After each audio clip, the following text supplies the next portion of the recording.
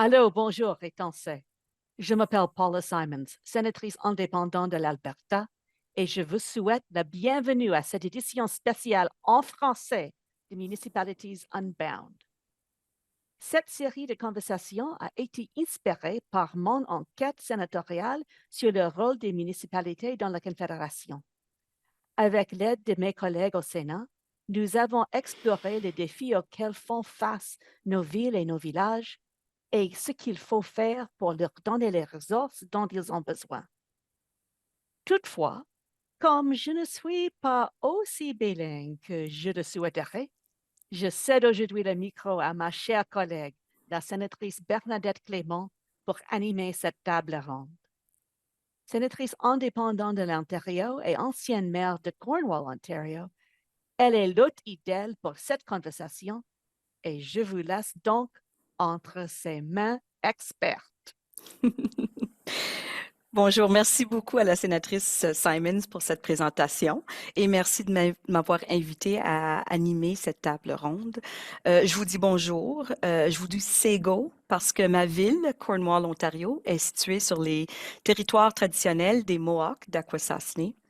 En tant qu'ancienne mairesse, je sais que les municipalités sont souvent en première ligne pour réagir pendant les crises, qu'il s'agisse d'inondations, de feux de forêt, d'ouragans, de tornades, de pandémies ou de manifestations, ce sont souvent les villes et les comtés qui doivent apporter la première réponse en situation d'urgence.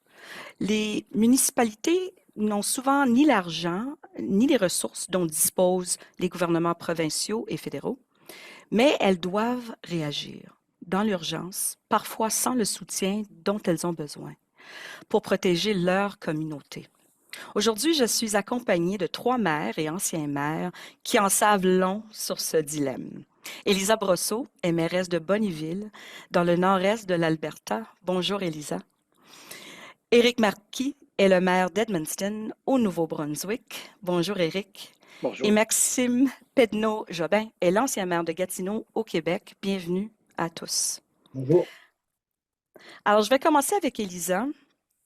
La saison des incendies a commencé en Alberta avec l'état d'urgence déclaré, puis ensuite annulé peu de temps après, dans le district municipal de Bonnyville, juste à côté de votre communauté. Donc, vous n'êtes pas étrangère à la question des incendies de forêt. À quoi pensez-vous alors que la saison s'accélère et comment êtes-vous préparé? Ben, premièrement, mes premières pensées que ça commence déjà. C'est pas mal tôt pour nous. Tu sais, au mois d'avril, déjà, il y a des feux de forêt. Et puis, mais on s'est parlé, ça fait longtemps là. Ça fait quelques mois qu'on parle. Ici à Bonnyville, on est un peu différent à cause que c'est la ville puis la comté ensemble. Nous autres, on a la caserne de pompiers, tous nos pompiers, tous les bénévolats. C'est nous qui, on, euh, we run those operations together. Excuse mon Oui, bilinguisme qui sort. c'est correct. Alors, à cette table-là, avec la comté, ça fait longtemps qu'on parle à propos des crises qui peuvent venir, les feux de forêt, les cas d'urgence. Alors, on s'est bien préparé. Nous avons un chef régional des pompiers il sait vraiment où sont tous nos ressources dans le comté et dans la ville, puis comment vraiment les bouger ensemble, puis les rapporter ensemble pour les cas de, tu sais, les feux de forêt. Alors, je pense qu'on est très bien préparé pour la saison. D'accord, merci.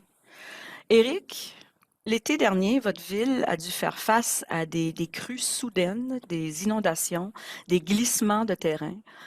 Que s'est-il passé et comment votre municipalité a-t-elle réagi? Ben, il faut dire, le 29 juin dernier, la municipalité a été frappée par une zone de convection où est-ce qu'il s'est déversé 150 millimètres de pluie en l'espace d'à peu près 60 à 90 minutes.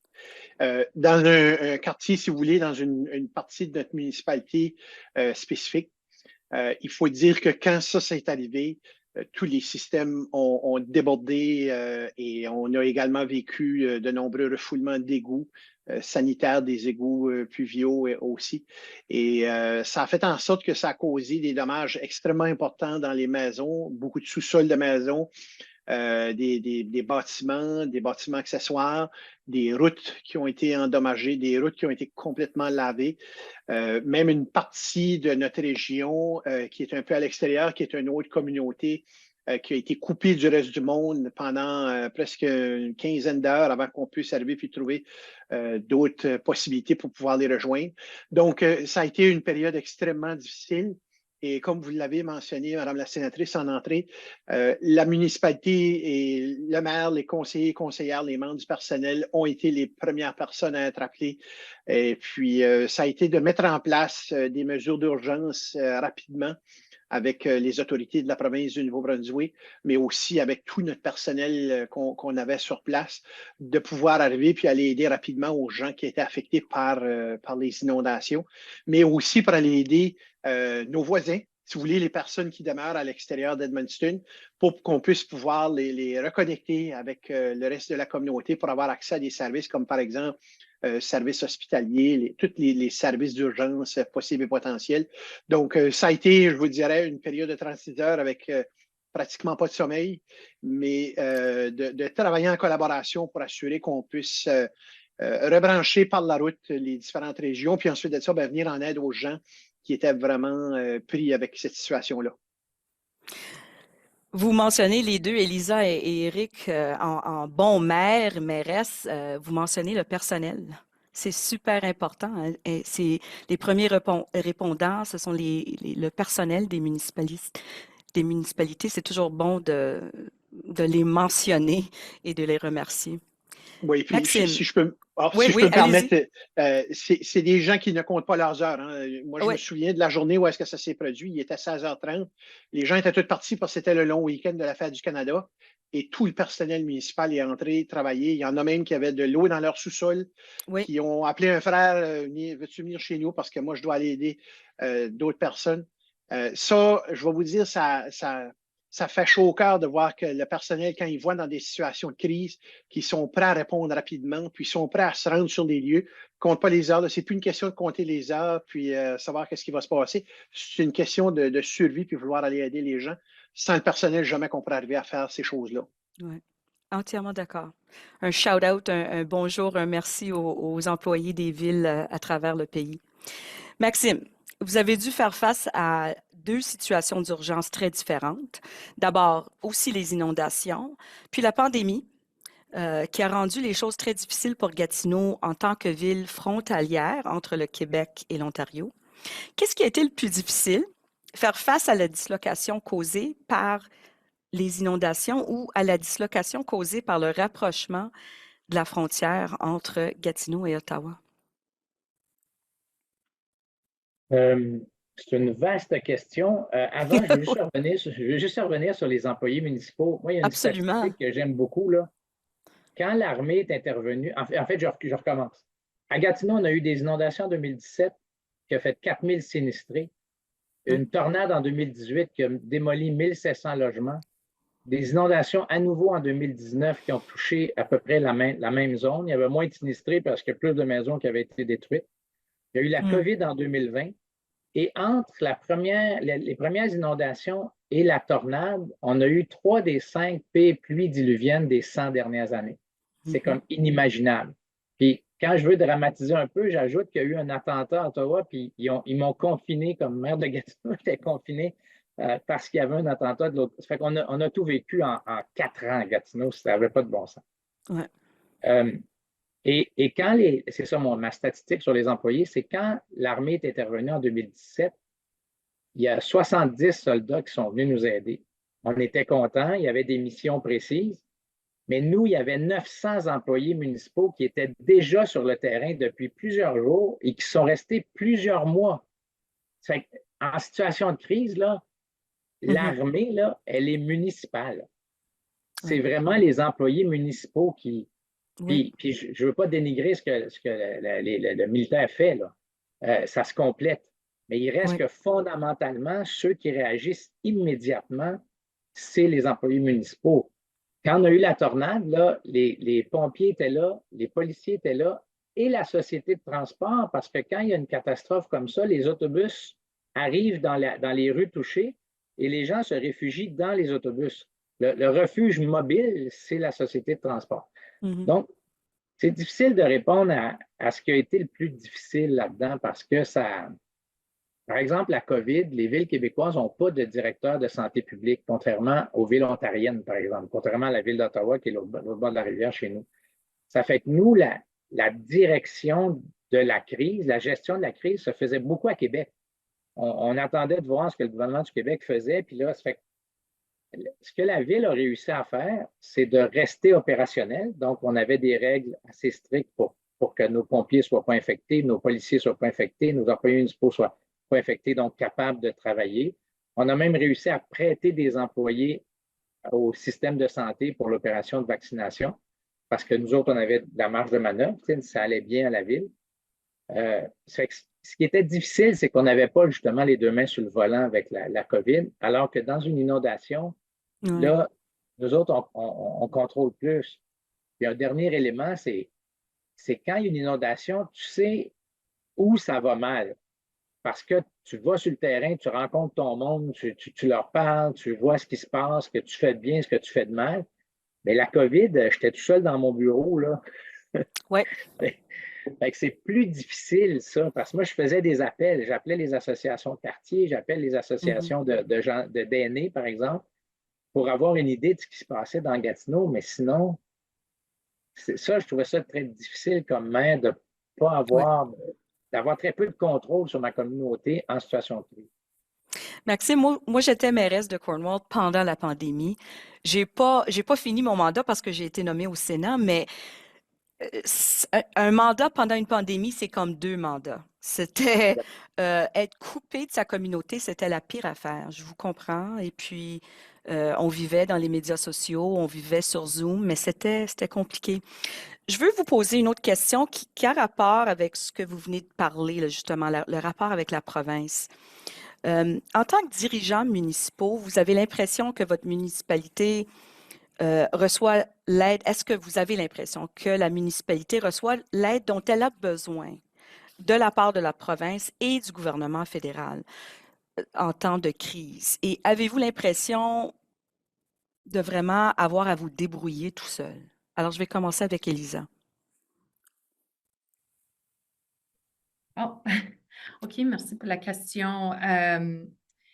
Ben, cette année, tu sais, c'est vraiment important. On parle des employés de la ville, puis il faut qu'on soit bien informé et préparé pour les cas d'urgence parce que, tu sais, ils commencent à- à- ils produisent plus souvent, là. Alors, puis c'est pas seulement pour nous des feux de forêt, mais est-ce que c'est des évacuations? Est-ce que c'est d'aider les autres municipalités? Alors, il faut qu'on soit vraiment préparé.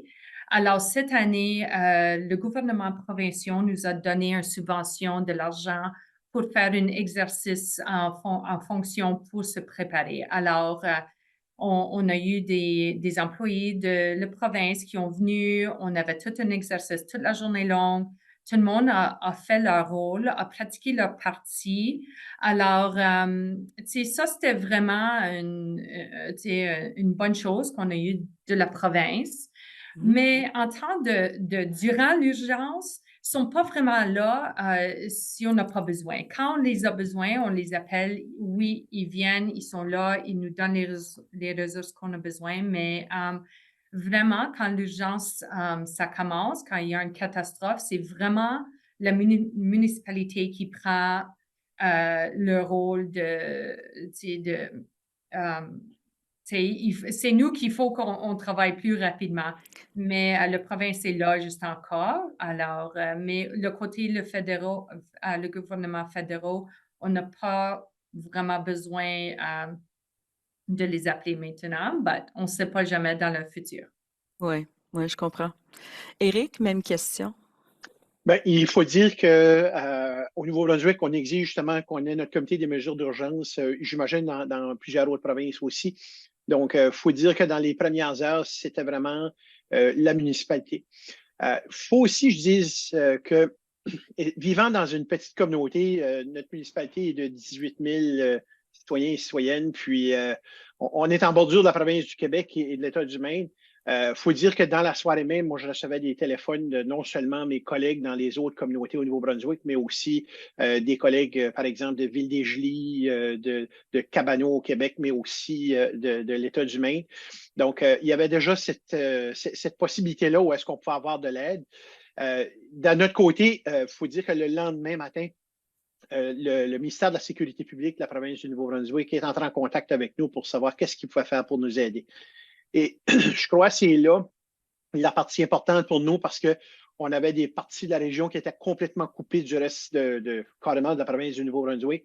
Donc, on avait besoin d'une force de frappe rapide avec des expertises, par exemple, au niveau du ministère des Transports et de l'Infrastructure, au niveau d'aide aussi pour les citoyens et les citoyennes, parce qu'on sait, je l'ai mentionné, il y a à peu près 200-250 résidences qui ont été inondées. Donc, pour beaucoup, soit qu'ils n'ont pas beaucoup d'assurance ou ils n'ont pas d'assurance du tout.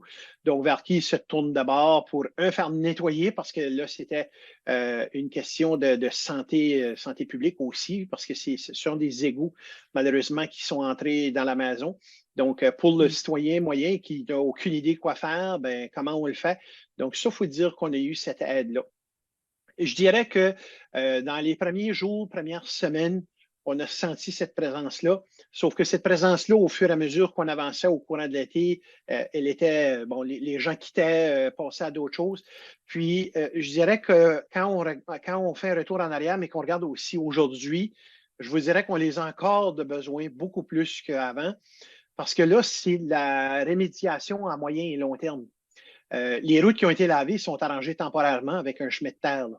Puis le 26 avril, chez nous, ben, comme dans plusieurs autres places au Canada, là, je veux dire, il commence à faire beau. Donc, on pense déjà à ce qui peut se passer durant l'été, mais aussi comment est-ce qu'on peut y remédier à long terme. C'est cette partie-là qui manque. Je vous dirais, là, c'est vraiment cette partie-là qui manque, avoir des gens sur le terrain pour nous donner cet alignement-là, parce qu'il y a des niveaux de responsabilité qui nous appartiennent comme municipalité, mais il y en a d'autres qui ne nous appartiennent pas. Comme par exemple un pont qui a été lavé, ben ça, c'est pas du ressort du gouvernement municipal, c'est du ressort du gouvernement provincial.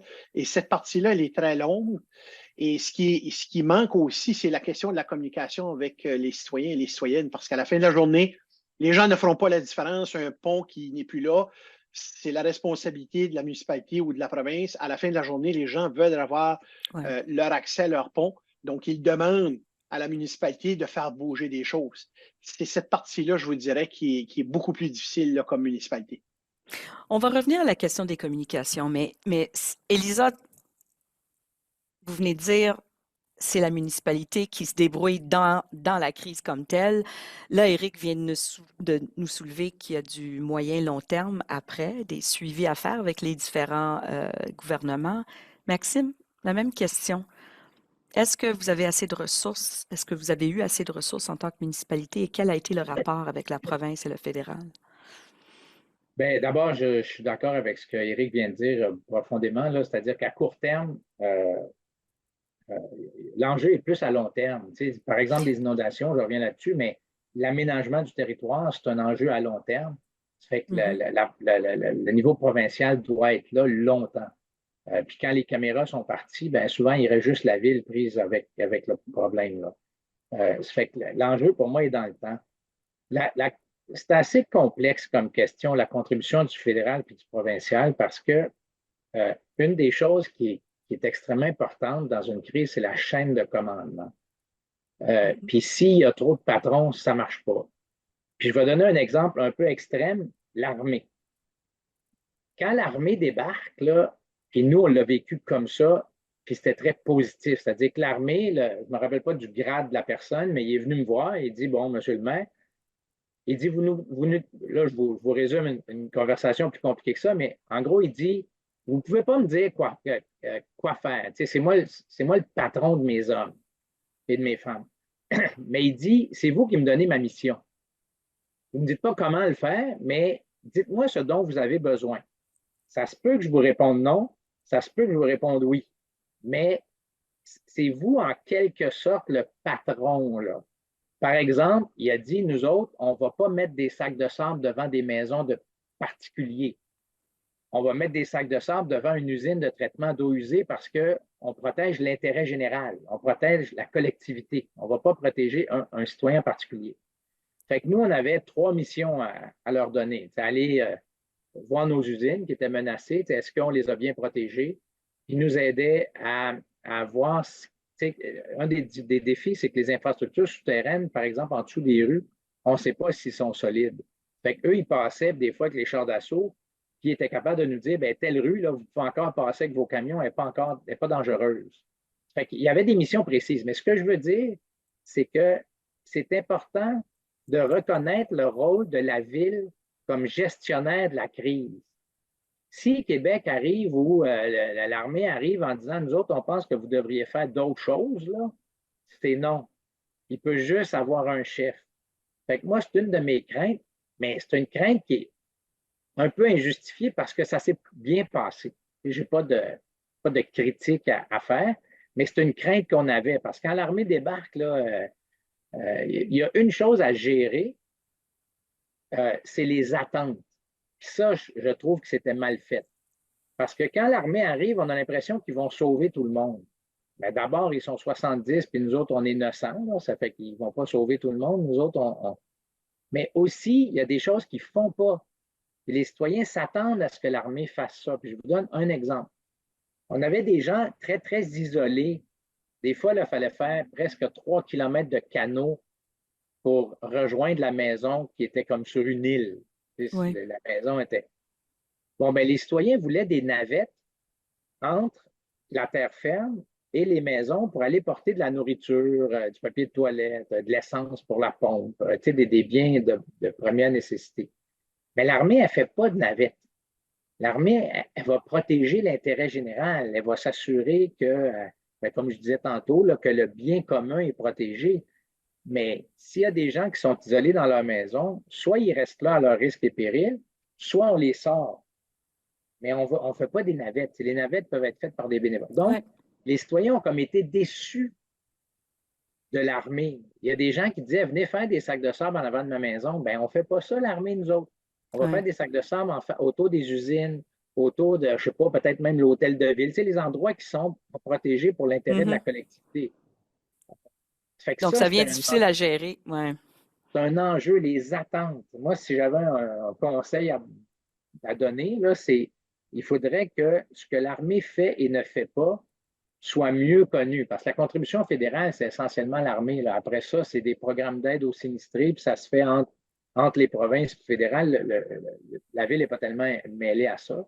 Ouais. Fait que vraiment, de préciser les attentes de ce que l'armée peut faire ou ne pas faire, ça nous aide. Parce que quand les gens étaient choqués, ils m'appelaient moi, ils disaient là, comment ça, l'armée ne fait pas ça? Bien, ils allaient leur parler eux autres. Fait que là, j'avais des gens choqués, alors que l'armée faisait une contribution utile. C'était juste pas ce que les gens s'attendaient. Un dernier détail. Je disais, les programmes d'aide se règlent entre les provinces et le fédéral. Ben, il faut que nous autres, on soit là à quelque part. Parce que nous autres, on connaît le citoyen qui a eu de la misère. On sait si le programme, il marche ou il ne marche pas. On sait qu'est-ce que le programme, à quoi il répond et à quoi il ne répond pas. Souvent, on connaît le programme concrètement mieux que les autres gouvernements. Parce que les citoyens nous en parlent tout le temps. Fait que si on conçoit des problèmes sans parler aux villes... ça n'a pas de sens. Ouais. Je vois Elisa et Eric qui hochent de la tête. Ça, c'est un problème constant, ça. Les municipalités, c'est vrai. On connaît notre monde mieux que tout le monde, finalement. On va revenir à la question des personnes choquées en passant. On va revenir. Vous venez tous les trois, de provinces où vos premiers ministres ont ce que j'appellerais des relations compliquées avec le gouvernement fédéral. Dans quelle mesure ça rend les choses plus difficiles? Puis je vais commencer avec Elisa. Ah, ben oui, ça rend les choses extrêmement difficiles. Nous autres, en tant que créatures de la province, c'est ça les municipalités, ont été créées par nos gouvernements provinciaux. Puis on a des règlements qu'il faut c'est comme ça qu'on fait notre business, c'est les règlements que Oui. le gouvernement provincial nous a donnés. Mais on voit vraiment les deux gouvernements, le fédéral et le provincial, comme en temps de, peut-être maman et papa. S'il y a des subventions avec le gouvernement fédéral, on veut l'opportunité d'aller à eux pour de l'aide, pour les choses, on parle des choses de la culture, l'héritage. Ça, c'est des choses qui vraiment, ils viennent le gouvernement fédéral. Alors, si en Alberta, on parle le premier ministre parle vraiment d'avoir un système où tous nos demandes, même si c'est au gouvernement fédéral, doit aller entre le gouvernement provincial en premier. Alors, quand on parle de red tape reduction, si on regarde à avoir un système comme ça devient extrêmement difficile pour les municipalités à opérer, à grandir, à voir les ressources qu'on a besoin pour nos citoyens. Alors, oui, je pense que c'est vraiment important qu'on peut travailler avec les deux gouvernements, mais on ne sait jamais qu'est-ce que les règlements qui sont en place pour les municipalités et puis, mais on doit tous travailler ensemble et ça devient difficile quand on ne peut pas parler avec un et l'autre. Oui, ouais, c'est clair. Je vais passer à Maxime, puis ensuite Éric. Alors, la relation entre votre province et le gouvernement fédéral, pas toujours facile. C'est quoi l'impact sur la municipalité? Ben, moi, je pense que chacun devrait se mêler de ses affaires. C'est-à-dire que je reviens à la chaîne de commandement, là. Il faut que ça soit clair qui fait quoi, puis il faut que ça soit clair avant la crise. Mhm. Puis je pense qu'en général, là, ce qui est difficile, c'est qu'ils veulent tous aider. Mais dans les faits, ils n'ont pas grand-chose à faire. Moi, je l'ai beaucoup vécu avec les députés. Le député fédéral, il me dit qu'est-ce que je peux faire? Ben, tu n'as rien à faire parce que l'armée fait son travail. Puis tous les autres programmes du fédéraux, soit qu'ils ont pas vraiment, ils touchent pas vraiment la ville, soit qu'il faut qu'on passe par Québec de toute façon. Je le voyais aussi avec les députés provinciaux qui disaient qu'est-ce que je peux faire pour aider? Bien, souvent, à rien, là. C'est la ville qui, à court terme, fait. Et avec le temps, on développe, par exemple, je reviens au programme d'aide. Les programmes d'aide, souvent, ils sont conçus par la province, mais le fédéral en finance une partie. Oui. Bon, bien, le fédéral devrait se contenter de financer, puis pas se mêler du contenu du programme. Parce que sinon, là, ça devient une chicane qui dure des années. Là. On l'a vu en logement, on l'a vu dans toutes sortes de domaines. Fait que moi, il me semble que la priorité, ce serait de définir le champ de compétences de chacun puis de le respecter. Puis je dois dire que le seul problème réel qu'on a eu vraiment à cause de ça, puis c'était pas un gros problème, mais c'est la communication. Tout le monde veut communiquer en disant on vous aide, on fait ci, on fait ça. M. Trudeau vient sur le terrain, M. Legault vient sur le terrain, le ministre de ci vient sur le terrain, l'autre ministre de ça. Tu sais, moi, j'avais des ministres et du monde tout le temps qui venaient visiter. Puis Gatineau, c'est trop proche d'Ottawa, là. en plus, là, à un moment donné, les ministres fédéraux, je pense que j'en avais eu 5 dans la même semaine. Je n'avais pas le temps de gérer la crise, il y avait trop de ministres. Ça fait que c'est vraiment de définir bien le qui fait quoi. Puis c'est pas si pire en situation de crise dans le quotidien. C'est après. Qui va se mêler d'aménagement du territoire? Qui va se mêler de programmes d'aide? Ouais. C'est là où ça peut être bien fatigant. Je pense notamment à l'aménagement. Il y a un thème qui ressort, hein, les communications, mais ensuite le court terme, la crise comme telle, et ensuite moyen, long terme. Éric, même question, relation entre votre province, le fédéral, comment ça complique la vie d'une municipalité? Bien, je vais reprendre les propos que j'ai entendus dernièrement du président de la Fédération canadienne des municipalités qui disait les municipalités sont les les décideurs qui sont les plus proches de la population. Puis on Oui. sait. On sait dans telle rue c'est quoi qui se passe. On sait dans tel quartier c'est quoi qui se passe. On sait c'est quoi la réalité. Et puis, quand on se tourne justement vers les députés provinciaux et fédéraux, puis ils nous demandent un peu comme Maxime mentionnait, qu'est-ce que je peux faire pour aider? Puis moi, je leur ai répondu tout de suite, il n'y a rien. Même que c'est ça, là, à un moment donné, on est obligé de leur dire, écoutez, il faut être mal poli, mais il faut pouvoir avancer. Puis on n'a pas le temps là, pour les photos et ces choses-là. Il faut avancer, les citoyens inclus. Mhm. Mais ce que je leur disais, par exemple, c'est que j'ai dit dans 2-3 mois d'ici, tu vas avoir un téléphone de moi. Parce que là, on passe à l'étape de la rémédiation. C'est là où est-ce que ça devient beaucoup plus complexe. Quand on parle de rémédiation, quand je vous parlais tout à l'heure de notre pont là, qui est plus là, je vous parle des sous-sols qui sont inondés puis que les gens ne reçoivent pas de nouvelles sur de l'indemnisation. Ça devient compliqué. Puis c'est là où est-ce que les décideurs provinciaux et fédéraux doivent embarquer parce que moi, cette partie-là, je ne la contrôle pas. C'est pas moi qui contrôle les programmes d'aide aux sinistrés. Il faut se tourner vers là. Puis, je vais reprendre ce qu'Elisa mentionnait tout à l'heure. Cette partie de red tape-là, là, si vous voulez, il faut l'éliminer. Parce que le citoyen qui a inondé le 29 juin chez nous, aujourd'hui, en date du 26 avril, il y a à peu près 2 ou 3 des personnes qui ont eu une réponse sur l'indemnisation. Puis de ce 2 ou 3 %-là qui ont eu une réponse sur l'indemnisation, il y en a à peu près 90 qui ont eu une réponse non. Et là, on essaie de savoir pourquoi le non. Fait que vous voyez, ça augmente le niveau d'anxiété chez les gens. J'avais une réunion publique mardi soir. J'ai encore beaucoup de gens du quartier en question qui viennent me voir, qui sont frustrés et avec raison, qui demandent qu'est-ce qui peut être fait pour leur aider et avec raison. Parce qu'il y en a pour qui c'est plusieurs décennies, de nombreuses années qui demeurent dans cette maison-là, des maisons qui sont passées de famille en famille. Donc, de voir tout ce qu'ils ont perdu, puis de voir qu'il y en a qui ne voient pas la lumière au bout du tunnel. Il y en a justement une personne qui me disait là, cette semaine, elle ne peut plus assurer sa maison, elle a une hypothèque. Tu ne peux pas avoir une hypothèque si tu n'es pas assuré. On fait quoi?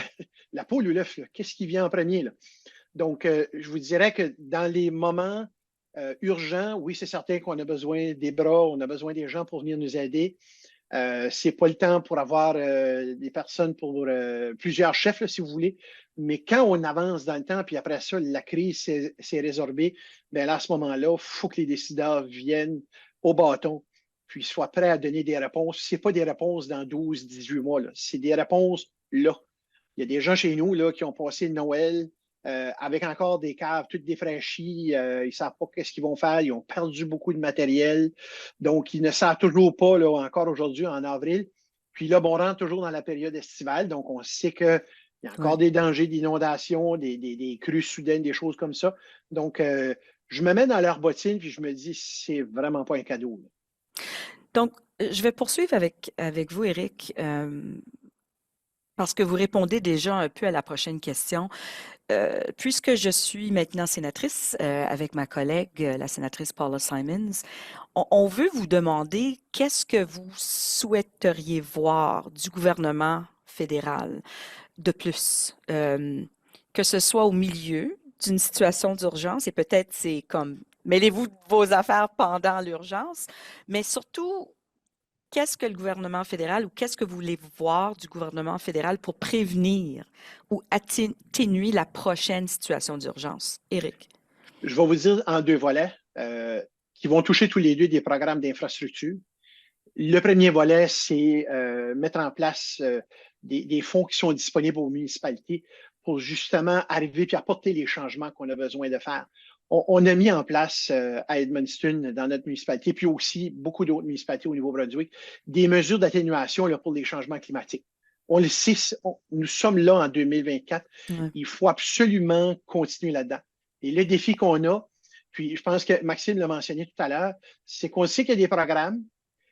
Quand on applique dessus, c'est souvent, ça prend 12, 18, 24 mois à avoir une réponse. Là, on a une réponse d'un ordre de gouvernement. Est-ce que l'autre ordre de gouvernement va vouloir mettre de l'argent? Ça, c'est un défi qu'on a vécu au Nouveau-Brunswick, où est-ce qu'il y a eu un tiraillement entre le gouvernement fédéral et le provincial? L'argent ne vient pas et qui paye la note au bout de ça? Mais c'est le citoyen ou la citoyenne qui demeure dans une municipalité parce que les changements n'ont pas été apportés. L'autre que je vous dirais, c'est encore là au niveau des programmes d'infrastructure, puis ça vient rejoindre ce que Maxime disait tout à l'heure, c'est la question des programmes d'infrastructure nationales, mais des programmes d'infrastructure où est-ce qu'on arrête de mettre des conditions, puis des si et des peut-être et des choses comme ça. On connaît les besoins. Puis chez nous, on a mis en place, je me souviens quand j'étais conseiller municipal en 2017, à travers du programme de l'entente bilatérale intégrée, le fameux EBI, parce que notre municipalité avait soumis 3 projets. Et ça a pris 4 ans avant de finalement avoir une réponse sur un projet. Puis on est content aujourd'hui. Mais 4 ans, c'est un mandat complet d'un conseiller municipal et ça devient frustrant. Ça devient frustrant pour les membres du conseil. Moi, je suis maire d'Edmundston depuis maintenant 3 ans. Les membres du conseil municipal que j'ai n'étaient même pas là quand les projets ont été soumis. Puis là, on voudrait en soumettre d'autres parce que 4 ans, c'est une éternité là, dans le monde municipal. On voudrait soumettre d'autres programmes, d'autres projets, mais on ne sait même pas comment est-ce qu'on va pouvoir le faire parce que là, tout de suite, on n'a même pas réglé ceux de 4 ans passés. Donc, il faut puis je vais utiliser l'anglicisme fast-tracker, il faut faire avancer ces projets-là. On a réussi à le faire là, avec le programme d'accélérateur du logement là, avec la SCHL. On a réussi. On a soumis une demande en novembre, on a eu une réponse en février. On voit que ça se fait.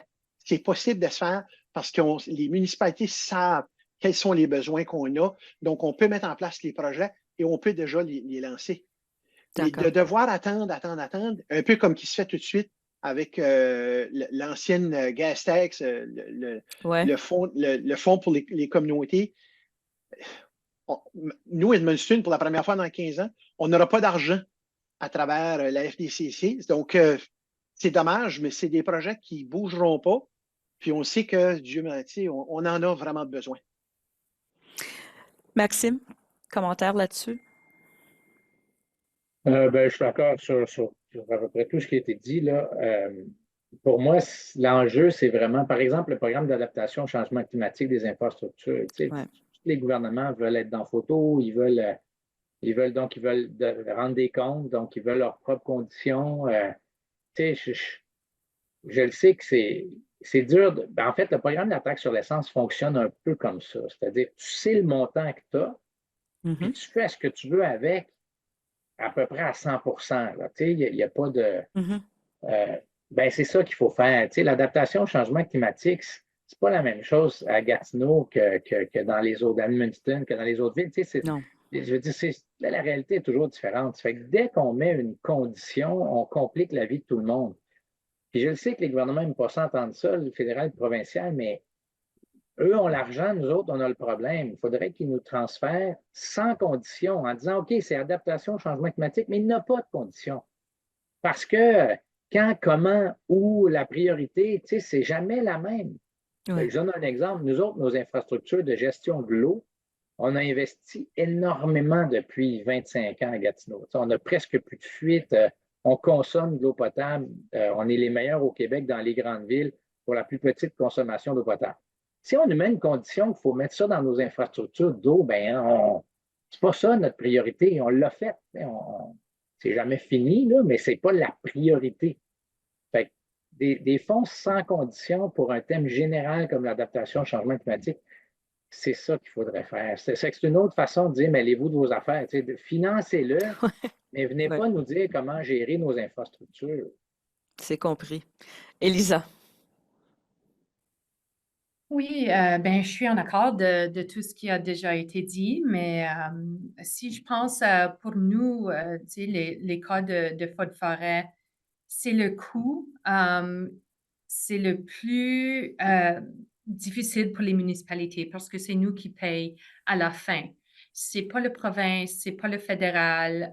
Alors, je pense que ça, c'est vraiment où est-ce qu'on pourrait avoir de l'aide. Et puis, comme Eric disait avant, c'est pas maintenant toujours, mais c'est après. Nous, nos pompiers sont tous des bénévoles, sauf le chef régional et puis ses directeurs. Mais en dessous de ça, c'est tous les bénévoles. Alors ça, c'est du monde qui prend le temps de leur travail. Ils ne sont pas payés pour combattre un feu. Des fois, ça se peut que c'est 24 heures. Ça peut aller pour quelques jours. Et puis, tous les coûts d'avoir la nourriture, de l'eau, les ressources qu'ils ont besoin en temps qu'ils ils combattent le feu. C'est les municipalités qui payent pour ça. Puis, on sait tous que l'argent que les municipalités ont, ça vient des impôts des citoyens. Alors, je pense que vraiment, ça, c'est où ce qui peut nous aider. Ça coûte beaucoup, beaucoup d'argent, les pompiers, les personnes, les camions. Et puis, on est vraiment fiers ici à Bonnyville, puis notre comté, que, on a l'équipement qu'ils ont besoin. Et puis, mais ça coûte beaucoup, beaucoup d'argent.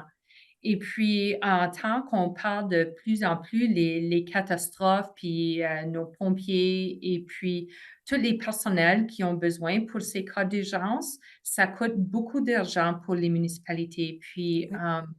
vraiment, ça, c'est où ce que je peux voir le gouvernement fédéral nous aider. D'accord. Je vais poursuivre avec vous, Elisa. Je suis membre de la commission sénatoriale permanente des transports et communications, tout comme la sénatrice Simons, et nous venons de terminer une étude importante sur la résilience des infrastructures de transport du Canada face au changement climatique. Quelles sont les infrastructures les plus vulnérables au choc climatique dans votre communauté? Je vais commencer avec Elisa. Oh mon Dieu! Hmm. Vraiment, c'est les feux de forêt. Je continue à parler de ça, mais c'est notre domaine, c'est où ce qu'on soit. Et puis, de plus en plus, à chaque année, il y a plus de feux de forêt. Et puis, tu sais, on sait ça avec le climat qui commence à réchauffer. Et puis, le moins de pluie qu'on a, puis l'eau, Mhm. et puis... alors, ça devient difficile quand il faut qu'on paye pour nos chemins, les infrastructures qu'on a besoin pour se rendre là. Ça devient de plus en plus des gros coûts pour les municipalités. Alors, et puis nous autres, on est dans un domaine où notre industrie principale, c'est le pétroleum. OK. Alors, ça peut être des cas qui sont vraiment d'urgence, qui sont vraiment dangereux pour le monde. Mhm.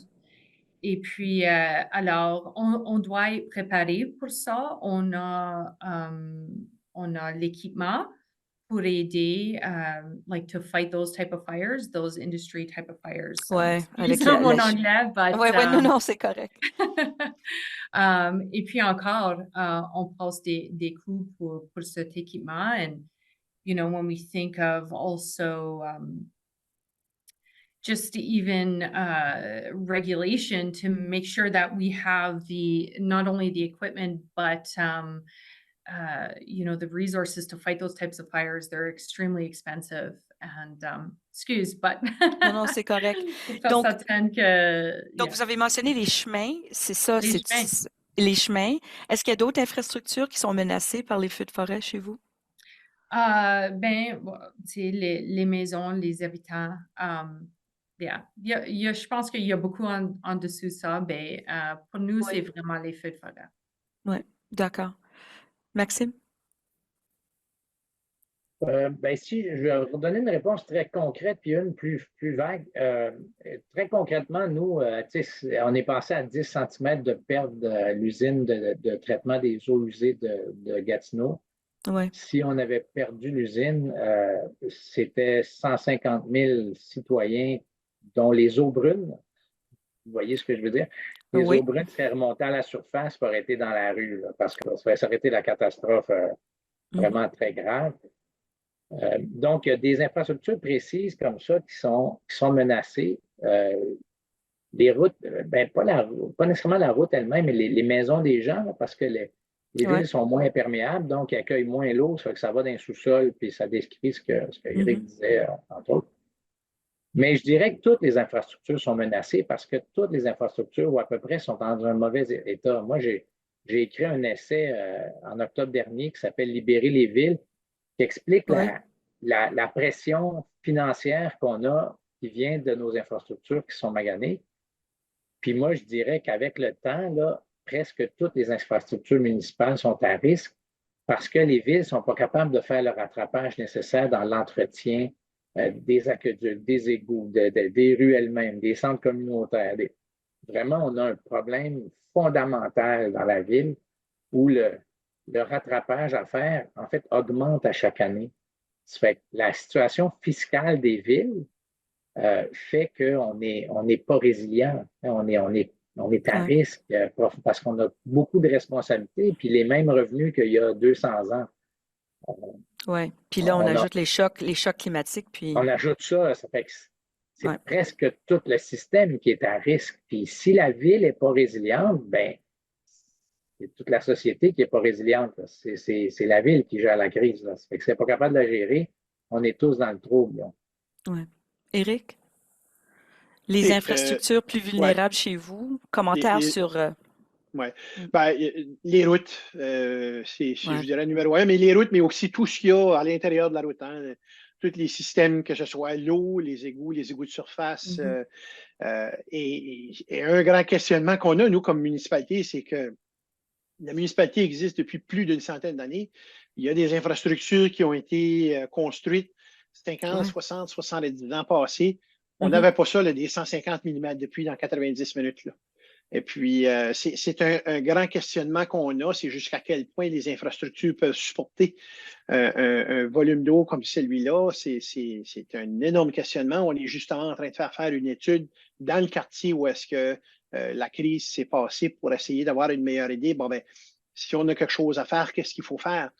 Et je vous dirais aussi que ça nous amène à une question de planification à moyen puis long terme. On a un nouveau quartier qui est en train de se développer. Ben là, il faut penser autrement. Il faut penser à des bassins de rétention. Il faut penser avec des tuyaux qui sont peut-être beaucoup plus gros, des moyens de réduire le volume d'eau qui descend, puis la vitesse aussi que l'eau va descendre. C'est un défi qu'on a parce que nous, on se trouve dans une vallée. Donc, la municipalité, il y a 2 montagnes de chaque côté. Donc, quand l'eau descend, elle descend rapidement. C'est joli, hein? C'est joli. Ah, c'est très, très beau. C'est très beau, mais quand on a des journées comme on a eu le 29 juin, c'est une autre histoire. Donc, il faut tout garder ça en tête. Puis, ça complexifie beaucoup la question du développement d'une municipalité. Puis, ça nous amène aussi à réfléchir sur l'étalement urbain. Parce qu'on sait que plus grand qu'on en a, plus qu'on en a à entretenir, plus qu'on en a à entretenir, plus ça peut nous coûter cher. Donc, je vous dirais, la question des infrastructures, là, les routes et tout ce qu'il y a à l'intérieur des routes, c'est probablement ce qui est le plus complexe à l'heure actuelle à assurer sa survie. D'accord. Élisa, je retourne à vous. Pendant notre étude, justement, sur les infrastructures de transport, nous avons parfois eu l'impression qu'il n'existait pas de plan directeur national. Que les municipalités, les créatures des provinces, comme vous l'avez dit tantôt, devaient se débrouiller seules pour résoudre une grande partie des problèmes. Est-ce que c'est juste selon vous? Oui. OK. Oui, vraiment, ça, c'est la responsabilité de les municipalités. Sauf ici à Bonnyville, on a une des plus grands autoroutes de la province qui traverse notre municipalité. Alors, on travaille avec la province, ce chemin, mais le restant de la transportation, puis les chemins, puis les routes, ça vient toute la responsabilité de la municipalité. Alors, je suis vraiment... Ici à Bonnyville, on a une administration qui sont vraiment, vraiment bons avec les budgets et planifier pour le futur et puis ce qu'on doit faire. Mais je peux même pas penser, si on était une municipalité avec un budget beaucoup moins, comment difficile que ça devient. Une municipalité pas loin de nous s'appelle Glendon. Et puis, pour eux autres, ça prend 2 ans pour collecter l'argent qu'ils ont besoin pour réparer seulement un chemin dans leur municipalité. Ouais. Alors, ça devient de plus en plus difficile. Alors, mais il faut vraiment, pour nous autres, on pense en région. On n'a pas tous les ressources qu'on a besoin ici à Bonnyville, mais pas loin, le chemin de nous, c'est la ville de Cold Lake. Et puis, on sait que le monde, il travaille ici, à Bonnyville, mais il vit à Cold Lake ou vice versa. Alors, il faut qu'on pense vraiment à comment est-ce qu'on s'organise, que le monde peut bouger entre la région facilement, qu'on peut réparer les chemins, qu'on a les ressources qu'on a besoin. Mais c'est tout le défi des municipalités. Ça Mais est-ce devient que ça vraiment- aiderait? Est-ce que ça aiderait d'avoir un plan national, justement? Parce que là, ce Absolument. que vous décrivez, c'est les municipalités qui se débrouillent, la région qui se Oui. débrouille, mais est-ce qu'il manque quelque chose au niveau national? Oui, absolument. Comme je viens juste de dire, on travaille en région, mais si on pourrait avoir de l'aide du gouvernement Fédéral. OK. fédéral, à comment on peut travailler en nation, le plus gros région, pas seulement ici dans le nord-est, à comment bouger le monde puis la transportation. Je pense que ça aiderait beaucoup, beaucoup.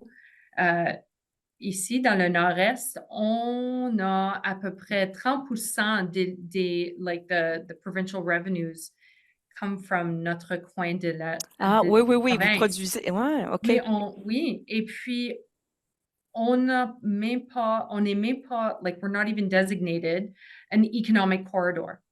Alors, ça, c'est où je peux voir le gouvernement fédéral venir puis regarder à le gros, the Ouais, big picture. ouais, En tout cas, oui, c'est ouais. ça, mes pensées de ça. Merci, Elisa. Éric, commentaire là-dessus. Est-ce que c'est juste de dire que on manque un plan national? Est-ce que ça aiderait, ça? C'est clair que ça aiderait. OK. Je parle du Nouveau-Brunswick encore une fois. À l'intérieur de la province du Nouveau-Brunswick, on a nos routes locales qui sont la responsabilité des municipalités. Puis on a ensuite de ça les routes désignées qui sont sous responsabilité provinciale. Le défi qu'on a tout de suite, c'est les coupures qui ont été engendrées à travers le programme des routes désignées. Puis souvent, les routes désignées, bien, ce sont des artères principaux qui peuvent passer à l'intérieur d'une municipalité. Hmm. À peu près 7-8 ans passés, il y avait un budget de 25 millions pour l'ensemble de la province du Nouveau-Brunswick, ce qui était déjà pas beaucoup, qui a été réduit à 10 millions. Et si on prend juste nous, à Edmundston, on a presque 70 ou 80 km de routes désignées. Donc, il n'y a pratiquement pas d'investissements qui sont mis là-dedans. Et encore là, les défis qu'on a, c'est que les citoyens d'Edmundston voyagent sur ces routes-là. Donc, quand ils ont à se tourner de bord pour dire quand allez-vous faire la réfection de ces routes-là, c'est pas à nous. Ce ne sont pas des routes. Mais encore là, le citoyen ne comprend pas cette réalité-là. Puis c'est normal aussi parce que le citoyen ne fait pas la distinction entre une route provinciale, une route municipale. À la fin de la journée, la route qui est devant chez eux, c'est la route qu'ils vont emprunter. Oui. L'autre chose que je vous dirais aussi, c'est un programme national, c'est le bienvenu parce qu'on est à une époque où est-ce qu'on dépend énormément de la route. Que ce soit pour nos propres voitures, que ce soit à travers un programme de transport en commun. Quand on a à se déplacer au Canada, aussi, on est un très, très vaste pays. On a des provinces qui sont quand même assez grandes aussi, puis qui ont à voyager beaucoup. Donc, la route, c'est le moyen qu'on a pour l'utiliser. Chez nous, on n'a pas de service de train. Le train ne passe pas. On a un service d'autobus qui nous relie à différents points au Nouveau-Brunswick, mais qui malheureusement ne nous relie pas à la province du Québec. Donc, puis chez nous, là, Edmundston, par exemple, Rivière-du-Loup, c'est c'est à peu près 1 heure. Donc, on n'a pas de moyen, après qu'on arrive à Edmundston, de dire on va prendre le service de transport par autobus puis aller à Rivière-du-Loup pour se brancher avec le reste du Canada. On n'a pas cette possibilité-là. Donc, pour une personne qui n'a pas de voiture, c'est très, très complexe. Donc, oui, un programme national comme celui-là va définitivement en aide à des municipalités comme la mienne. Oui, pour les routes, mais aussi pour permettre aux gens de pouvoir aller dans d'autres parties du pays parce qu'ils n'ont tout simplement pas de voiture. La réalité, elle est là aujourd'hui. On regarde le prix à la pompe, on regarde le prix que les gens payent les assurances, les taux d'intérêt sur l'achat d'une voiture, puis il y a des gens qui ont des choix à faire. Je n'achète pas de voiture parce que je veux mettre du pain sur la table. Mais si en n'achetant pas de voiture, on ne peut pas se déplacer, on ne peut pas aller à un rendez-vous médical dans les régions du sud du Nouveau-Brunswick, comme par exemple à Moncton, Fredericton et Saint-Jean, bien, ça devient très complexe là aussi. Merci, Éric. Maxime, vous avez mentionné tantôt votre livre, Libérer les villes pour une réforme du monde municipal. Vous voyez le potentiel des municipalités pour répondre aux défis modernes. Quel est le plus grand obstacle justement à la libération des municipalités? Il y en a deux. Le plus grand obstacle, je dirais, il est fiscal. La taxe foncière elle répond plus aux besoins des villes. Quand on a inventé la taxe foncière, les villes s'occupaient d'aqueducs, égouts, asphalte. Là, on fait développement économique, développement social, on fait gestion de crise, on est dans à peu près tous les domaines d'activité humaine. Je vais vous donner un exemple de police. Tu sais, en 1980, quand la police gérait un cas de violence conjugale, ça prenait 1 heure pour gérer. Donc, il ne faisait pas grand-chose. Aujourd'hui, c'est de 10 à 12 heures de travail de police parce qu'on fait des suivis auprès des organismes communautaires, des meilleurs suivis auprès de la victime. Tu sais, c'est pas parfait, mais on travaille beaucoup mieux.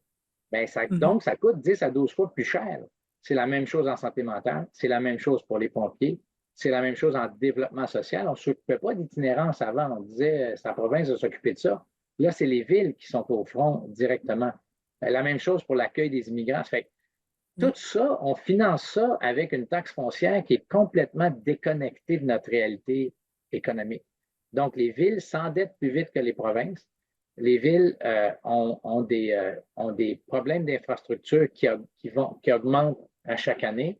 Fait que si on ne revoit pas la taxe, la fiscalité municipale, moi, je pense qu'on est déjà dans un mur, mais on va y aller encore plus, on va s'enfoncer encore plus dedans. Fait que, il y a aussi le cadre légal qui est peut-être moins important à court terme, mais qui est l'idée d'être une créature des provinces. Il faut qu'on trouve une façon pour que les villes aient une certaine autonomie, que ce soit un gouvernement de proximité qui a un champ de compétences, qui a une certaine autonomie, puis laissez-nous travailler. Alors que là, tout ce qu'on fait doit se transformer en loi. Dès que tu innoves le moindrement, parce que tu n'as pas un champ de compétences, dès que tu innoves, ça prend un changement à loi provinciale. Tout le temps. Dès que tu sors du cadre, ben, tu n'as pas le droit. En santé, une province va faire un peu ce qu'elle veut en santé. Ben, en municipal, tu ne peux pas faire ce que tu veux. Tu peux faire ce qui est écrit dans la loi. Et si ce n'est pas écrit dedans, il faut la changer. Ça fait que pour moi, il y a ces deux problèmes. C'était pour ça que j'écrivais le livre, là, c'est pour dire qu'il y a deux problèmes majeurs. Les villes, c'est comme des espèces de Formule 1 qui n'ont pas de gaz puis pas de pneus. Là. Il faut mettre du gaz, donc il faut leur donner des pneus. Ben, ça ne va pas vite quand fait que pour moi, c'est assez fondamental, ça. Oui, je comprends. Les villes doivent tout faire, incluant le développement social, la lutte contre la pauvreté, traiter de toutes sortes de santé mentale, mais au niveau budgétaire, les villes sont limitées, absolument limitées, puis les règlements sont très présents. J'aimerais revenir à la question des communications. Communiquer avec le public là, en cas d'urgence, c'est essentiel, évidemment. Moi, j'ai vécu ça pendant la pandémie, là, les Facebook Live, j'en faisais à toutes les semaines pour rester en contact avec le public. Comment votre municipalité a-t-elle innové pour garantir qu'elle rejoigne tout le monde? Comment avez-vous géré les communications avec vos voisins municipaux et autochtones? Je sais, Éric, que vous faites des vidéos, je les ai vues. Vous faites du bon travail au niveau de l'accueil des nouveaux Canadiens. Qu'est-ce que votre municipalité a fait pendant une crise pour communiquer avec le monde? Je te dirais qu'il n'y a pas de limite. Okay. Faut tasser les limites, il faut communiquer, il faut être présent. Moi, je suis arrivé comme maire dans le plein milieu de la pandémie. Et puis, je vous expliquais justement tout à l'heure que notre municipalité est à la frontière du Québec et du Maine. On est devenu un peu l'enfant seul au monde là, durant la pandémie parce qu'on ne pouvait plus aller dans la province du Québec et on ne pouvait pas traverser non plus à l'État du Maine. Beaucoup de familles qui ne pouvaient pas se rejoindre. Donc, ça a été très, très difficile. Mais justement, par rapport à ça, c'est qu'il fallait communiquer aux gens, de leur expliquer quel était l'état de la situation, où on était rendu, où sont les problématiques spécifiques. Puis on a fait la même chose avec les inondations du 29 juin dernier. Ça s'est passé en soirée le lendemain matin. on était assis à l'hôtel de ville, puis en train justement de vouloir préparer un point de presse, emmener tous les médias à l'intérieur de la salle, le mettre sur Facebook Live, l'apporter à tous les niveaux, même les radios locales, venir là, mettre le micro en avant du maire, puis faire parler. Puis on a continué comme ça pendant 3 semaines. On avait des points de presse. Au début, c'était à tous les jours. Après ça, tous les 2-3 jours. Les gens veulent savoir. Et puis, si tu manques une journée, ils veulent savoir pourquoi tu as manqué une journée. Parce qu'ils ont des attentes très, très importantes par rapport aux maires et aux membres du conseil, de dire, ben, c'est eux autres qui vont nous apporter l'information. C'est pas dans le resto du coin, c'est pas en allant prendre un café à notre place la plus intéressante. C'est quand le maire va arriver, puis il va s'en aller sur son Facebook Live, il va aller sur vont pouvoir prendre leur téléphone et aller chercher l'information. Donc, je vous dirais, il n'y a pas de limite. Puis, c'est ce qui est un peu, je pense, ce qu'on fait très, très bien à la municipalité avec notre service de communication, c'est d'être très présent auprès des citoyens, des citoyennes par des vidéos, par aller sur place, par des choses comme ça. Donc, je vous dirais que moi, j'ai toujours dit, on en fait plus que moins. S'il faut répéter des choses qu'on a dit le jour d'avant, ben on l'a répété parce que peut-être quelqu'un ne l'a pas compris la journée d'avant, puis il va avoir besoin de le comprendre la journée suivante. Donc, c'est d'être là puis d'être présent auprès de sa communauté, autant dans ces endroits-là que dans des endroits, par exemple, dans une réunion mensuelle publique qu'on peut avoir avec les citoyens et les citoyennes, ou ce qu'on peut faire vraiment là, une mise à jour. Et c'est ce qu'on fait, nous, comme municipalité, depuis les événements du mois de juin. J'ai toujours un point à la réunion publique, puis comme je le mentionnais, nos réunions publiques sont sur Facebook Live. Donc, les gens peuvent aller voir, puis écouter, et dire, ah, OK, c'est ça qui s'est passé à l'intérieur du mois, sans courir à l'hôtel de ville à tous les jours pour savoir qu'est-ce qui se passe. Élisa, même question, communication pendant la crise. Je sais que vous êtes impliqué avec une association bilingue de municipalités. Les communications, comment ça s'est passé? Est-ce que vous avez innové? Est-ce que c'est en anglais, en français? Est-ce que c'est avec vos voisins, les communautés autochtones? Oui, ben, l'association, c'est une association bilingue. Alors, beaucoup de nos membres parlent seulement en anglais. Alors, toutes nos communications avec l'association bilingue sont en anglais. Mais ici, dans la municipalité, ce que j'aimerais dire, c'est vraiment important en temps d'équipe qu'on parle avec une voix. Alors, on se parle ensemble comme équipe. C'est quoi notre communication et on parle tous le même message.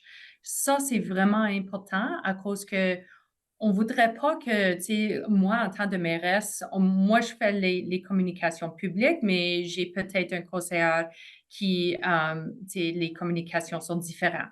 Alors, je suis vraiment, moi, j'ai une équipe de conseillers on travaille très bien ensemble. Nos communications sont vraiment, on parle vraiment bien avec le public. Puis ça, c'est vraiment important parce qu'on veut un public qui a confiance en nous, que nous, on leur donne l'information qu'ils ont besoin, qu'on va être là pour eux, on a autour de nous les spécialistes qu'on a besoin pour, soit si c'est un feu, si c'est un pipe d'eau qui, tu sais, tout d'un coup, qui ne marche pas, puis le monde n'a pas l'eau chez eux. Alors, ça, pour moi, c'est le numéro 1 plus important, qu'on est entouré des spécialistes, puis le monde, une équipe, qu'on parle avec une voix, le même message. Puis pour ça, vous l'avez dit, vous devez bien travailler ensemble. Hein? Il y a des relations qui doivent être vraiment en santé autour de la table du conseil. Ouais. C'est tout à propos avoir les relations.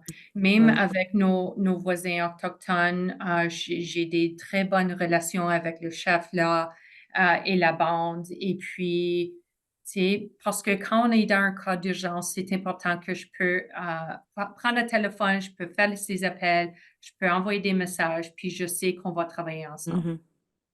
Merci. Maxime, avez-vous des commentaires là-dessus, les communications Oui, avec le public? Ouais. Élisa et Eric ont couvert beaucoup de choses, là. Nous, on avait la même intensité de communication, tu sais, tous les jours, puis etc. Là. Je reviendrai sur 2 idées. Une, c'est Une bonne innovation qu'on a faite, nous autres, c'est que pendant les inondations, je rappelle qu'on avait comme 4000 sinistrés. Tu sais, c'était une grosse affaire, puis on avait genre 40% des sinistrés du Québec qui étaient dans notre ville en 17. Fait que c'était gros. Mais les députés fédéraux, provinciaux, souvent n'ont pas d'informations, n'ont pas accès à l'information parce que leurs ministres ne leur communiquent pas nécessairement l'information. Quand il y en a, c'est assez limité, puis ce n'est pas tous les jours.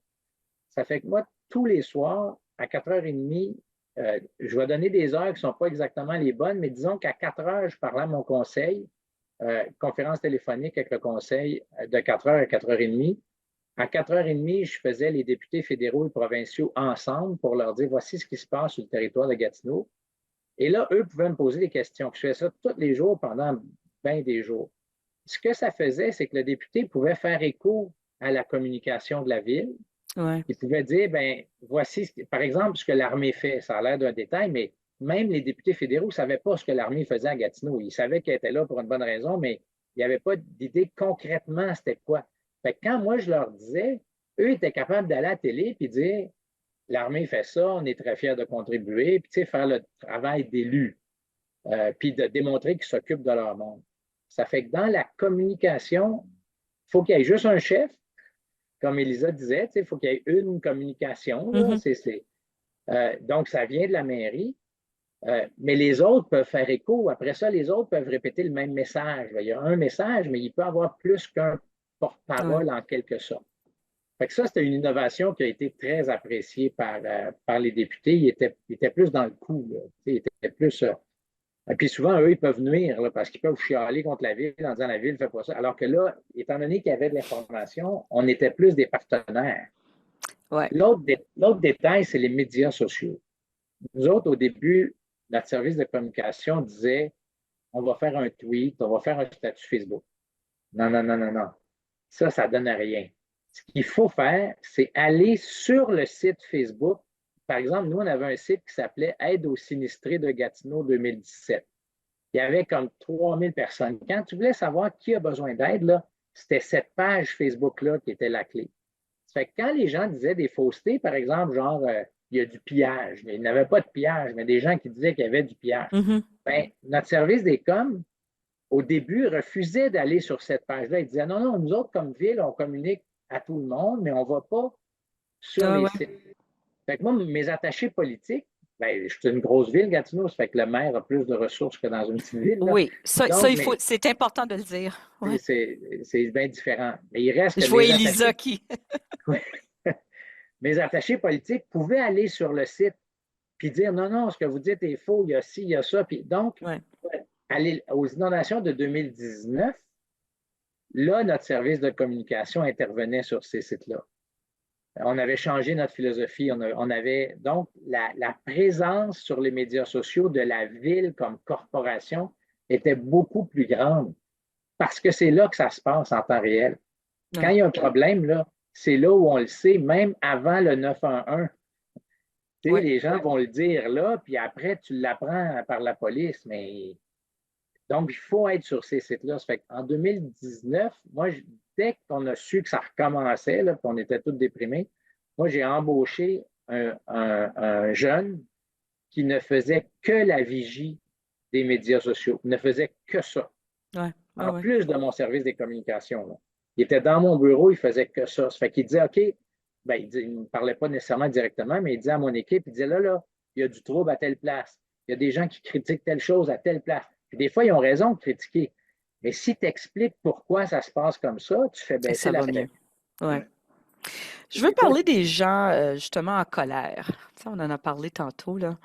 Les maires sont souvent en première ligne de cette frustration. Les médias sociaux semblent avoir aggravé, amplifié le problème. Éric, comment avez-vous fait face à ce genre de réaction? Est-ce que vous avez fait face à ça? Je vais dire, c'est difficile. C'est très difficile. Moi, je viens du milieu scolaire. Moi, j'ai été directeur adjoint d'école, de grande école. Donc, j'avais quand même une certaine habitude de vouloir dealer, si vous voulez, avec des gens qui sont en colère. Sauf que quand on tombe au niveau municipal, c'est plus qu'une école. Là. C'est amplifié de plusieurs dizaines de fois. Puis, je pense un peu comme Maxime le disait tout à l'heure, c'est qu'on ramasse souvent des situations où est-ce que les gens n'ont pas du tout la bonne information. Puis, Oui. il faut corriger ça. On n'a pas le choix parce que si on ne le corrige pas, ça ne fait que s'amplifier. Mhm. Des gens en colère, j'en ai eu, j'en ai encore, j'en ai eu cette semaine et j'en aurai tout le temps que je vais être assis à ce poste-là parce que les gens vont toujours se virer de bord puis regarder qui est le maire parce que le maire peut répondre à tout. Hein. Vous savez, le maire ou la mairesse, là, il y a les réponses à tout ce qui est pensable et imaginable. Je suis convaincu que mes deux collègues vivent ça ou ont déjà vécu ça aussi. Donc, mais il faut faire aussi la part des choses. Il y a des gens avec qui on va pouvoir travailler avec, il n'y aura pas de problème.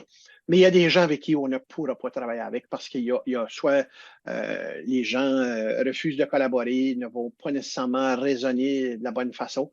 Ben, malheureusement, il y a des situations où il faut mettre de côté. Ça, on n'a pas le choix. Mais d'essayer de vouloir travailler le plus possible avec nos concitoyens, moi, en tout cas, c'est dans ma ligne de pensée personnelle. Élisa, pour vous, en tant que femme métisse, est-ce que vous subissez des réactions négatives d'une autre nature? Donc, il y a les gens en colère, donc les élus font face à ça, surtout au municipal, mais en tant que femme dans ce milieu-là. C'est vraiment, moi, je suis entourée, comme j'ai dit avant, j'ai une vraiment, vraiment bonne équipe autour de moi. Alors, j'ai beaucoup de respect d'eux, puis moi, je les respecte aussi. Alors, j'ai jamais eu des communications négatives en tant que je sois un leader, que je suis une femme. OK. Alors, mais ça, c'est numéro un d'avoir une équipe autour de toi qui supporte un et l'autre. Numéro deux, moi, je suis pas sur les médias sociaux du tout. Ça fait longtemps que j'ai fait cette décision, même avant. Pourquoi vous avez fait cette décision? Il y a juste tellement de négatifs, là. Le monde sont très vite à dire des choses sans avoir toute l'information. Puis Mm. ça venait quelque chose dans ma vie que je voulais pas. Alors, j'ai fait cette décision, ça fait longtemps passé. Mhm. Alors, quand c'est venu à la pandémie et puis autre, tu sais, comme Eric a dit, ça arrive souvent que le monde ne sont pas contents avec les décisions de la municipalité. Moi, là, le monde, s'ils sont pas contents, s'ils sont sur les médias sociaux, ça, c'est une chose. Mais si vraiment il veut parler, il veut vraiment savoir pourquoi est-ce qu'on a fait cette décision. Moi, je préfère avoir cette discussion face à face. Et plus souvent que pas, le monde va même pas me parler à propos. Alors, mais le numéro un, c'est d'être entouré du monde qui te supporte, qui sait que tu fais une décision avec les autres, comment tu fais tes décisions. Mais en tant d'être femme dans ces rôles, vraiment, ça n'a pas vraiment fait, ça n'a pas vraiment, excuse, fait une différence. OK. Maxime, des commentaires là-dessus? Ben, moi, je pense qu'on a une très, très grande menace dans la gestion de crise, c'est les fausses nouvelles, c'est Mm. les potins, c'est les... Je vais donner l'exemple du pillage. Tu sais, nous autres, nos policiers se faisaient engueuler parce que les gens disaient il y a du pillage à maçon, tu sais, il y a des voleurs à maçon, puis vous ne protégez pas les maisons des gens qui ont été évacués. Et nous autres, on disait, c'est pas vrai, il n'y en a pas. Puis à un moment donné, j'ai fait une conférence de presse en disant, là, moi, je lance un appel à tous ceux qui disent qu'il y a du pillage, là. Au lieu d'appeler la radio là, pour vous plaindre, là, appelez le 911, puis dites à la police, c'est où que vous avez vu un voleur. Parce que présentement, euh, euh, il y a zéro plainte de pillage ou de vol dans les... Ça faisait juste Ouais. Ça fait une crise dans la crise. Je vais Ouais. donner un autre exemple. Les gens disaient, si le maire ne déclare pas les mesures d'urgence, les assurances ne vont pas payer pour les sinistrés. Moi, je n'avais pas besoin de déclarer les mesures d'urgence parce que dans la charte de la ville, j'avais déjà tous les pouvoirs nécessaires en situation de crise. Il y a des villes qui doivent déclarer, pas en tout cas. Fait que c'était une fausse nouvelle, mais là, les gens étaient inquiets parce qu'ils disaient, là, mes assurances ne paieront pas. Ça fait que la nécessité d'avoir une équipe qui répond immédiatement à ces choses-là est très importante. Puis si la petite municipalité n'a pas les ressources, il faut que ça soit la région qui le fasse. Il faut que ça soit quelqu'un à quelque part qui est nuit et jour sur les médias sociaux parce que c'est pas faire de la politique puis dire, là, mais il est fin, il est bon, il faut voter pour lui. C'est pas ça. C'est de corriger les faussetés immédiatement. Parce que si on ne le fait pas, il y a une crise dans la crise. Et là, ça devient grave. Parce que là, moi, j'avais un conseiller municipal qui voulait faire une réunion d'urgence du conseil pour qu'on déclare les mesures d'urgence. Parce qu'à la radio, il disait qu'il fallait que je déclare les mesures d'urgence à cause. Tu sais, ça devenait un bordel politique immense pour pas de raison, là. C'était tout faux, là. Fait que si c'est pas géré très tôt, on se met dans le trouble. Et moi, je pense qu'aujourd'hui, là, on n'a pas le choix de surveiller les médias sociaux. Et j'ajoute un dernier détail. Il y a tellement de méchanceté là-dessus que quand les élus ne peuvent pas gérer eux-mêmes leurs médias sociaux, sinon ils vont faire une dépression. Il faut qu'il y ait une équipe qui les aide à le gérer, pour qu'il y ait une distance entre les gens qui me disent que je suis un méchant, je suis un pas bon, je suis un pourri, je suis un Hitler. Tu sais, c'est fou ce que les gens disent. Ben, il faut qu'il y ait une distance entre l'élu puis le média social. Donc, un attaché politique ou un service des communications, quelque chose comme ça, parce que sinon, c'est vraiment trop dur. Oui, c'est compris. C'est trop compris. violent. Puis, on veut s'assurer qu'il y a une relève, que les gens vont vouloir se présenter comme candidats, les nouvelles générations. Éric, qu'est-ce qu'on dit à ces jeunes-là pour les convaincre de se présenter en comprenant qu'il y a un climat qui peut être négatif au niveau de la santé mentale, la sécurité physique? Oui, ben, je dirais dans deux temps, là, d'abord, ils peuvent faire une différence. Il faut vraiment comprendre qu'on n'a pas tous été élus là pour avoir notre photo sur le journal. On est capable de faire une différence. Ça c'est le numéro un. Et le numéro deux, je leur dis tout le temps, il faut faire la part des choses entre qu'est-ce qui se passe justement sur les médias sociaux puis qu'est-ce qui se passe dans la réalité. Parce que vous pouvez avoir quelqu'un qui arrive puis crie haut et fort toutes sortes d'injures, toutes sortes de choses. Mais il ne faut pas oublier aussi qu'on a toujours ce que j'appelle la majorité silencieuse. La majorité silencieuse, même si elle est silencieuse, elle est là pareil. Oui. J'ai vécu durant les derniers mois des messages, des gens que j'ai rencontrés à l'épicerie. Je vous le dis, là, on est dans une petite communauté, donc on se connaît beaucoup. Des gens qui sont venus me voir et ont dit, vous faites une maudite bonne job. Puis vous continuez votre travail que vous faites sans que ces gens-là vont prendre le micro à l'hôtel de ville durant la réunion et dire, savez-vous quoi, vous faites une bonne job. Parce que les gens qui viennent à la réunion, c'est parce qu'ils ont quelque chose à apporter, ils ont vécu quelque chose d'incroyable, puis ils veulent des actions, ils veulent des solutions.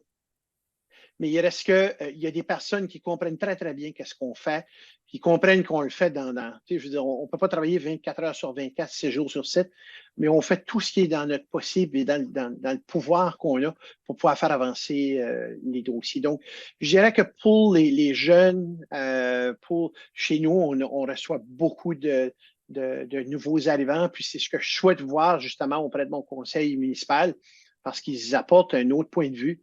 Donc, moi, je leur dis, vous pouvez faire la différence, ça c'est clair, mais de l'autre côté, il faut faire la distinction aussi, puis il faut mettre de côté certaines choses qui pourraient être dites contre vous autres. Merci. On arrive à la dernière question, mais c'est important, Éric, la majorité silencieuse. Hein? Il faudrait qu'elle soit moins silencieuse. Peut-être, pour retourner au point que Élisa et Maxime ont fait, il faut être soutenu par des gens qui nous en tirent, qui nous appuient, nous entourent, qui nous appuient un peu. Oui, puis je pense que par la force des choses, il y a des gens qui nous supportent, mais qui ne sont pas très vocales. Ils ne voudront pas nécessairement aller chercher cette confrontation-là. Mais dans le fin fond de nous-mêmes, on le sait que ces gens-là sont là, ils sont présents avec nous, même si ce n'est pas eux qui vont prendre le micro, ils vont aller dans les réunions, des choses comme ça. Là. Il faut le ressentir. Absolument. En fait, question pour vous tous. Le changement que vous apporteriez à la manière dont nous gérons les urgences communautaires, quelle serait la chose la plus importante à changer pour que ça soit meilleur pour les municipalités et les gens qui habitent là? Elisa. Ben, pour moi, puis on a déjà discuté un petit peu à propos, c'est de faire certain que tout le monde connaisse leur rôle et leurs responsabilités en tant que personnel de la municipalité, de l'hôtel, des pompiers, des résidents, que tout le monde sache. Et c'est presque facile, ça va pas s'arriver dans un jour après un cas d'urgence, mais le plus qu'on en y parle, qu'on a les ressources, puis l'information, puis informer le monde que, tu sais, je pense que Maxime a parlé beaucoup à propos, tu sais, les rôles, puis, tu sais, toi, tu as un rôle à jouer, puis pas de t'inquiéter des autres, mais avoir confiance que tout le monde sait qu'est-ce qu'il doit faire, puis leur part. Puis si on peut travailler vraiment ensemble, ben on peut, dans les cas d'urgence, on peut avoir quelque chose qui est un peu plus c'est pas une crise là que personne ne sait quoi faire, puis le monde sont sur les médias sociaux. Le monde fait ce qu'il veut faire au lieu de travailler ensemble en équipe. Alors pour moi, c'est ça, c'est de tout le monde de continuer à éduquer puis avoir l'information, de savoir vraiment c'est quoi le part qu'on joue en cas d'urgence. Merci, Elisa. Maxime. Ben, ce qu'Elisa vient de dire, pour moi, c'est immédiat, c'est dans la crise. Moi, j'en ajouterais un différent qui a l'air loin là, de la gestion de crise, mais qui, pour moi, est la base de notre résilience, c'est la réforme de la fiscalité municipale. Si on ne change pas ça, on va être dans le trouble. On l'est déjà en grande partie, mais si on ne change pas ça, c'est toute la résilience de toutes les communautés qui est en jeu. Merci. Éric. Moi, je pense que moi et Maxime, on travaillerait très bien dans ce domaine-là parce que le Nouveau-Brunswick est en pleine réforme municipale à l'heure actuelle. On passait de 300 municipalités à peu près 60-70 municipalités.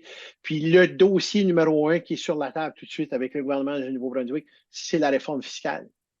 C'est clair que la réforme fiscale, à l'époque des M. Robichaud et à cette époque-là, n'est plus qu'est-ce qu'on est aujourd'hui. 2024, c'est un autre monde. Puis on ne gère plus juste un service de travaux publics et un service d'incendie.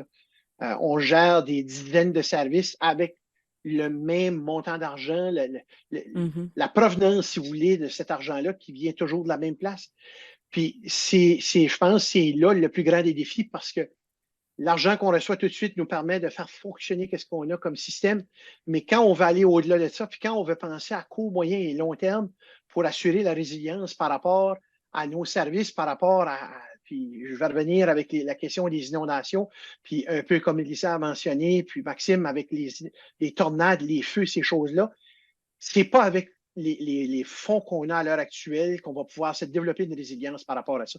Ça va prendre d'autres choses. Ça prend une réforme de fond en comble du système de réforme fiscale au niveau des municipalités, mais aussi un appui par rapport à ce qu'on a mentionné un peu plus tôt là, dans la présentation, au niveau des gouvernements provinciaux et fédéraux qui n'ont pas des attachements spécifiques, qui n'ont pas le red tape qui vient avec.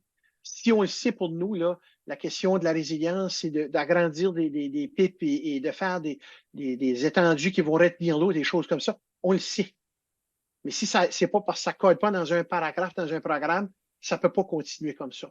Donc, il faut vraiment nous donner cette latitude-là. Wow.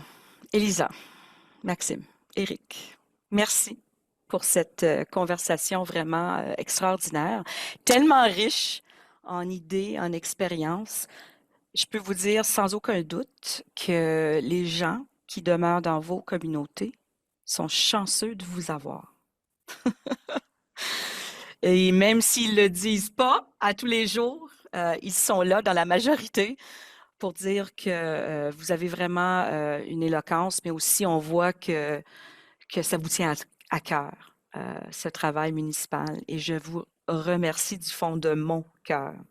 Je remercie aussi Caitlin Cummings, qui est productrice de Municipalities Unbound, et mon amie, la sénatrice Paula Simons, qui m'a invitée et qui m'a permis vraiment de participer à cette belle conversation.